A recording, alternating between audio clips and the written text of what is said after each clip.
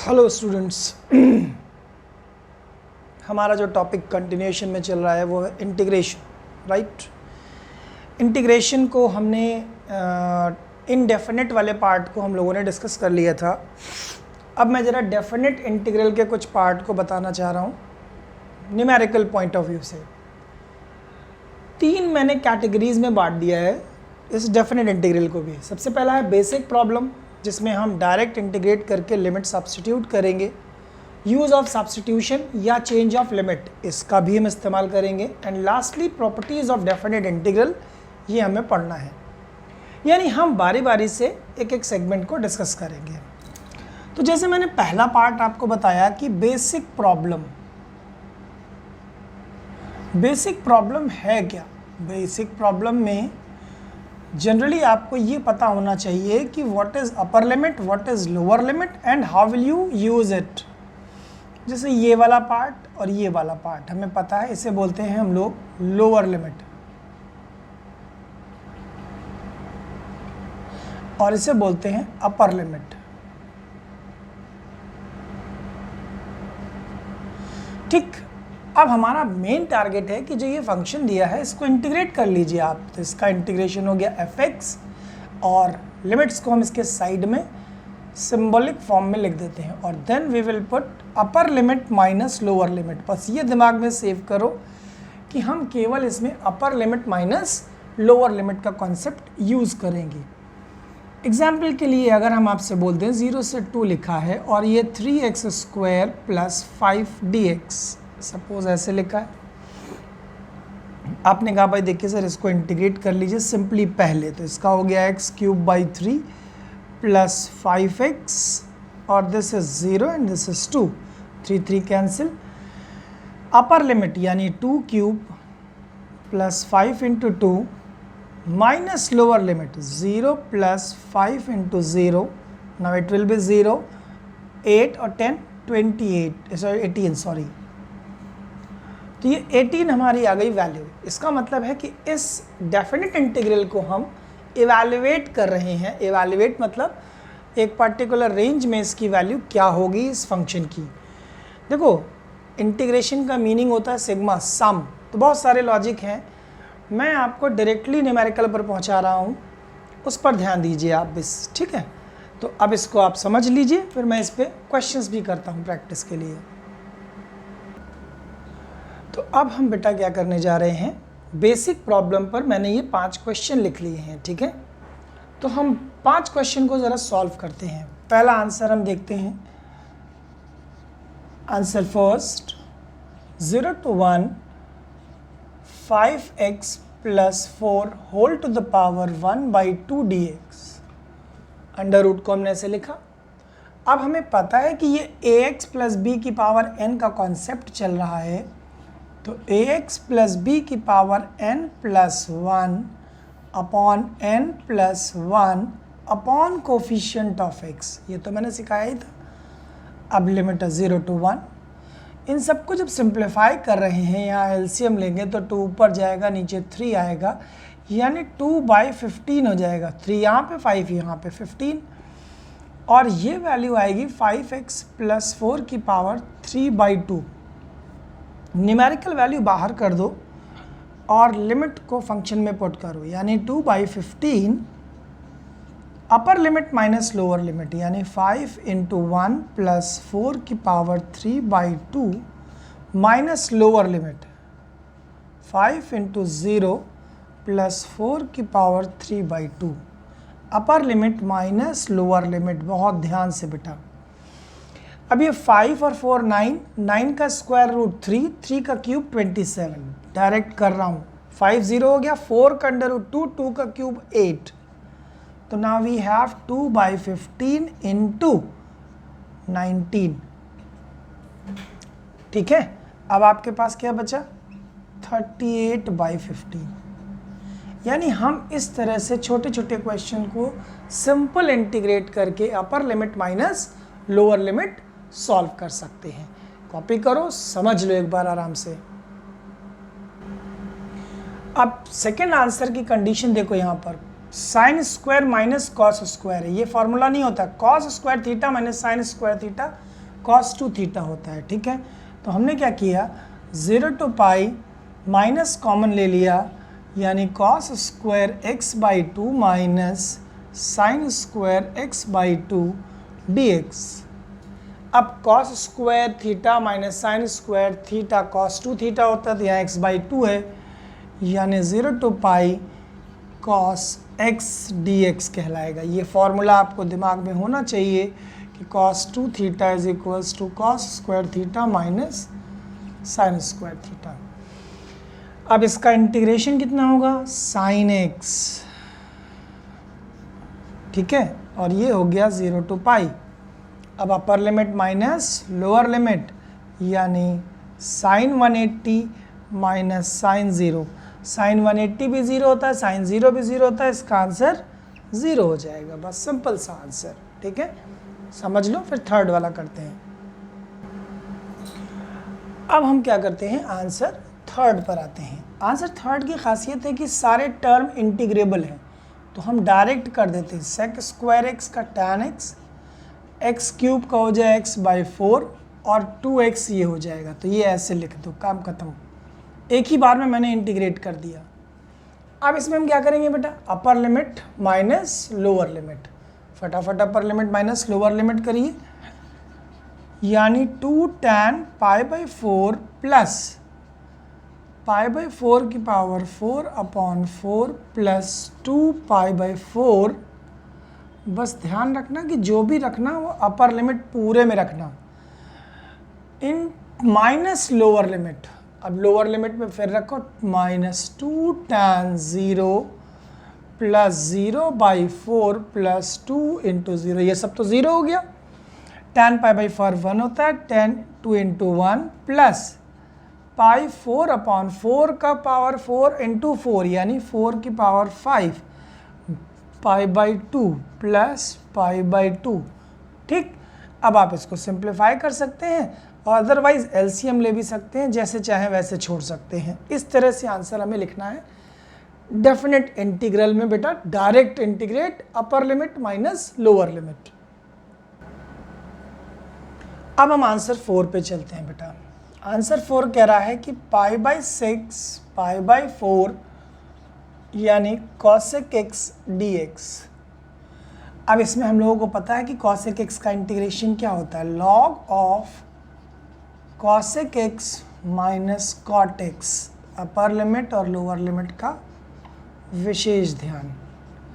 अब इसमें हमने आपने अपर लिमिट रखी, cosec pi by 4 minus cot pi by 4 upper limit minus lower limit, log of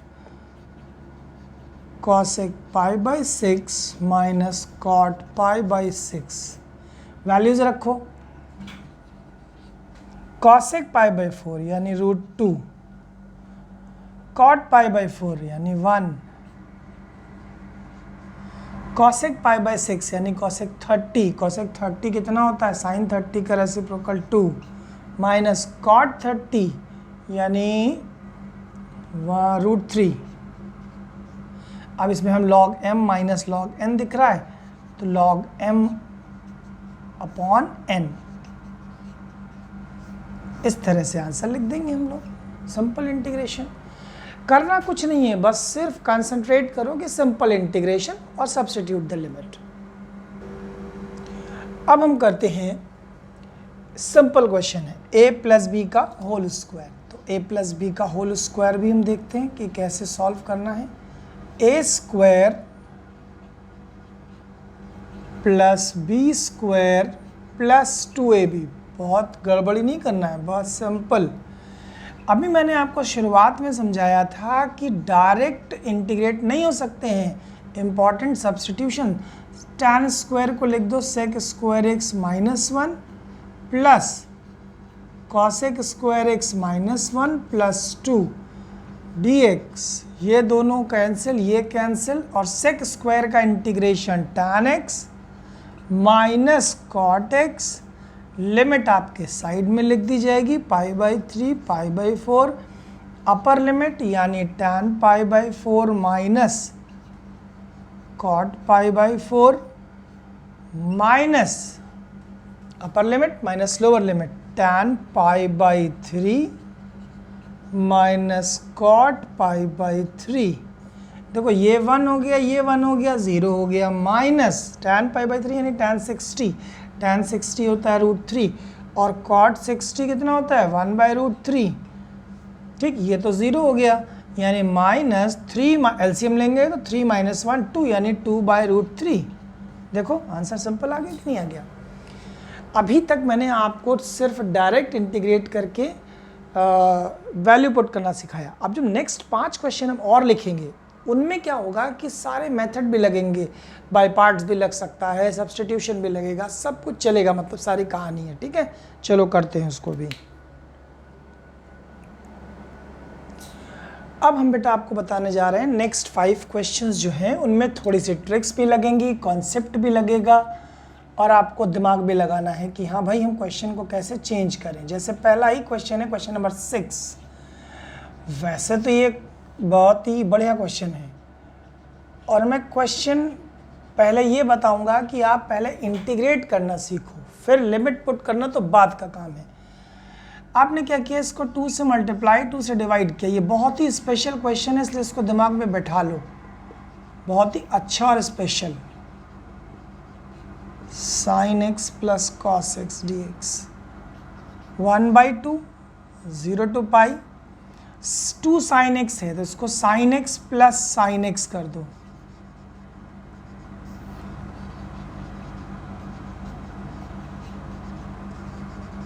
अब यहाँ पर न्यूमरेटर में cos x ऐड कर दो, cos x सब्ट्रैक्ट कर दो।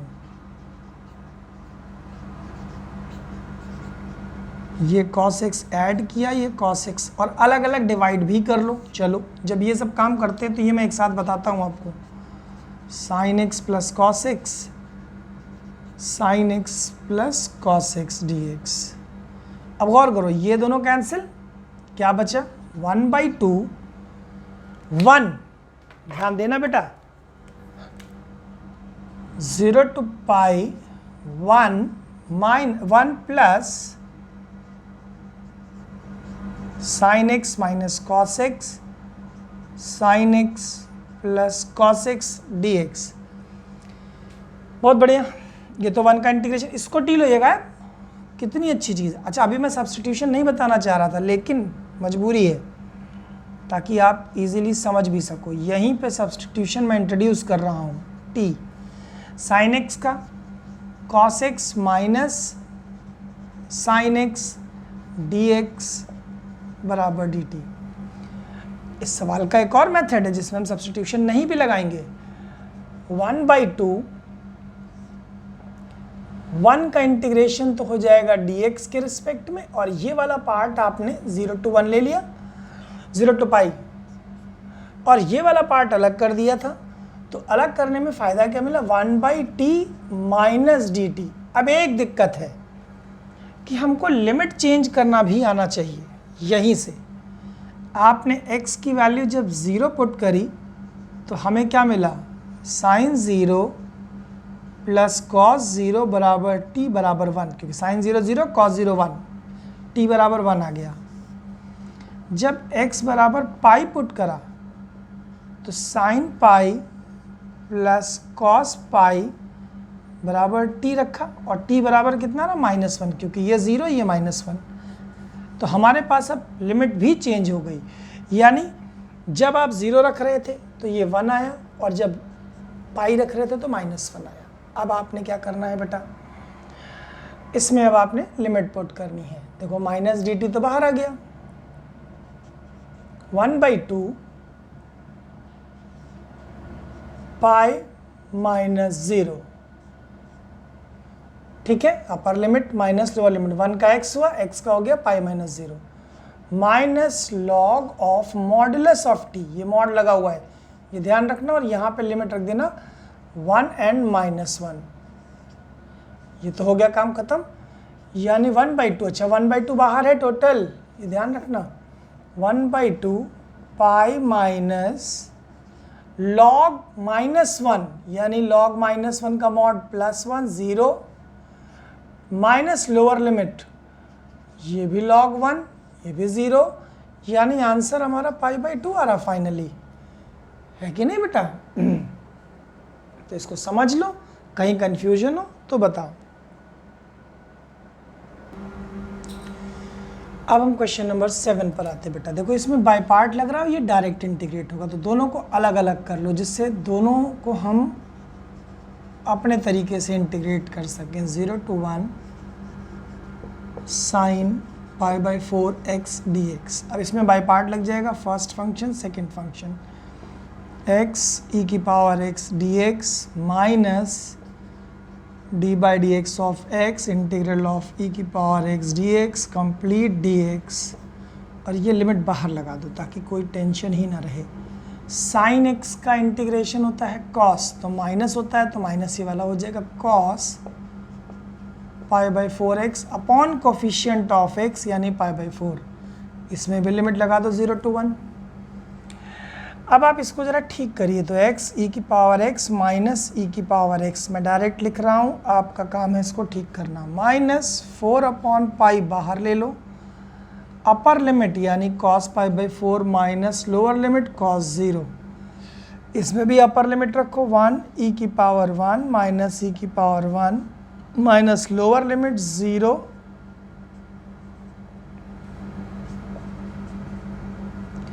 4/π cos 45 यानी 1/√2 माइनस 1। देखो e और e कैंसिल हो गया, यहाँ माइनस और ये 0 हो जाएगा, ये माइनस e⁻0 1 होता है तो -1 बचा, -4/π ब्रैकेट में हम अगर एलसीएम ले लें 1 माइनस √2/√2 तो आई थिंक ये प्लस हो जाएगा, ठीक है, +1 यानी 1 minus 4 into 1 minus √2 upon √2π। This is the answer, ठीक है। तो इसमें मैंने एक फंक्शन में बाय पार्ट्स लगाकर सॉल्व कर लिया और एक को डायरेक्ट इंटीग्रेट कर लिया जैसा हम कर सकते थे, ठीक है, नोट कर लो। फिर क्वेश्चन नंबर 8। अब हम क्या करते हैं बेटा, ये डायरेक्ट क्वेश्चन दिख रहा है हमें, ये fx है, ये इसका डेरिवेटिव है, मैं डायरेक्ट ही करूँगा, ये ध्यान रखिएगा, ठीक है। 1 से 2 कौन सा फार्मूला लगाया, बस दिमाग में रखो, e⁻x fx plus f' dx is equal to e⁻x fx, बस प्लस c ये होता है, ये मैंने लिखवाया था। अब इसमें अपर लिमिट माइनस लोअर लिमिट यानी e² माइनस e⁻1/1, यानी आपने लिख दिया, e कॉमन ले लिया, यानी e/2 माइनस 1, काम खत्म। बहुत छोटा सा क्वेश्चन था ये, ठीक है, बट अगर वैसे करने लगते कि आप इसको मल्टीप्लाई करके फिर फॉर्मूला लगाते तो टाइम वेस्ट होता है इसमें आपका, ठीक है। क्वेश्चन नंबर 9 करते हैं, देखिए। अब इस क्वेश्चन की जो खासियत है कि हमारे पास अपर लिमिट अननोन है लेकिन वैल्यू दे रखी है, लेकिन हम इंटीग्रेट पहले करेंगे। 3x³ plus 2x² plus x, फिर वही अपर लिमिट माइनस लोअर लिमिट, कोई जल्दबाजी नहीं, ये 2 ये 3 कैंसिल, अपर लिमिट यानी a³ plus a² plus a, upper limit a था, minus lower limit 1 plus 1 plus 1, क्योंकि 1 का क्यूब भी 1, 1 का स्क्वायर भी 1, तो ये 3 हो गया। अब ये 3 हो गया, ये इधर ट्रांसफ़र कर सकते हैं हम, तो हमारे पास आ गया a³ plus a² plus a minus 3 और 11 14 हो गया। अब हमारा टारगेट है कि ये क्यूबिक इक्वेशन बन गई, यानी रिमाइंडर थ्योरम हमको लगाना है, और जिसमें हम कांस्टेंट को ब्रेक करते हैं 1 × 2 × 7 में, ठीक।